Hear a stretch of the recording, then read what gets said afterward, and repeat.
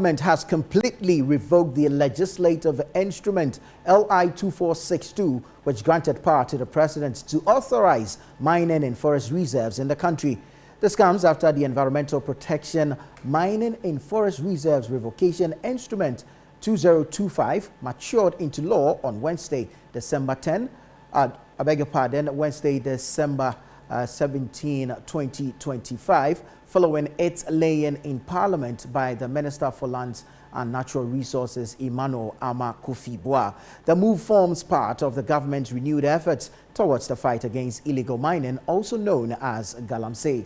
Now, LI 2462, which allows mining activities in forest reserves, has faced fierce criticism from environmental activists and the public for its role in exacerbating the damaging effects of illegal mining. ChannelOne News' Niayikwe Okain reports. As part of efforts by the government to clamp down on illegal mining activities, also known as Galamsey, the Minister for Lands and Natural Resources, Emmanuel Kofi-Boa, laid before Parliament the Environmental Protection Mining in Forest Reserves Revocation Instrument on October 31, 2025. Now, following the 21 certain day requirement, the LI matured into law. Some members of Parliament have been speaking on this LI. We'll consider as a first step, but it is not entirely, it is not essentially, it is not clearly the promise of the president. You said they wanted to stop illegal mining, and illegal mining is not only happening in forests, it is happening in water bodies, it is happening in homes, it is happening in communities, within settlements. The president does not need, actually, to revoke the law allowing him to allow mining in forest reserves, because the president can decide to say that I'm not going to allow, right? And it will not change anything. So I just think this is a cosmetic approach.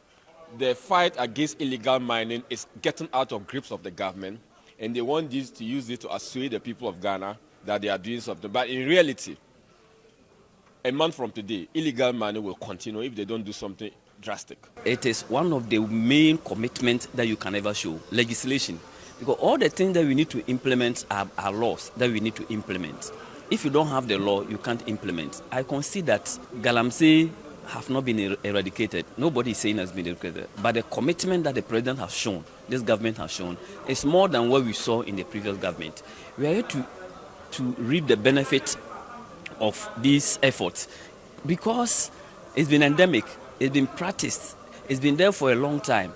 You can't use 1 year to completely eradicate something that has been done for several years.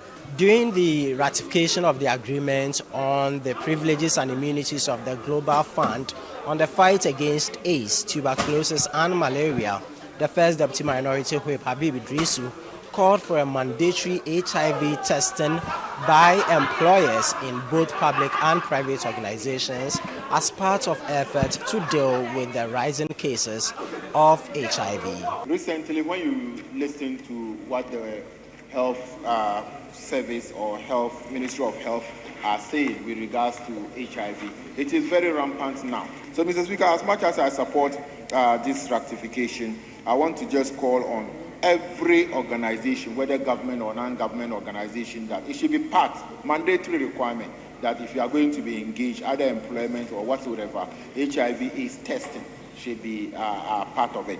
Reporting for ChannelOne News from Parliament, I am Niayikwe Okain.